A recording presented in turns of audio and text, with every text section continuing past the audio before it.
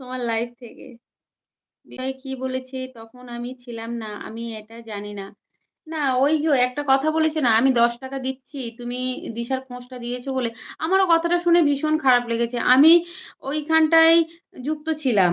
মানে শর্মা দিদির ভাইয়ের লাইভে আমি যুক্ত ছিলাম। আমি তখন কোনো কমেন্ট রাখিনি। আমি যুক্ত ছিলাম। মানে লাইভ থেকে বেরিয়ে গিয়ে আমি যুক্ত ওখানে ছিলাম। আমি দেখলাম যে ও ৳১০ দেওয়ার কথাটা বিজয় বলল।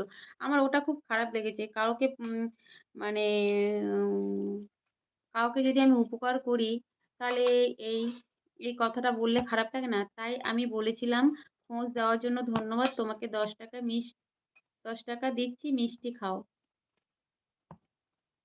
কেউ কারোর খোঁজ দিলে বিজয় ভাই এই কথাটা বলতে হয়। শুনে আমারও খারাপ লেগেছিল গো। কিছু মনে করো না, বললাম বলে কিছু মনে করো না। আমি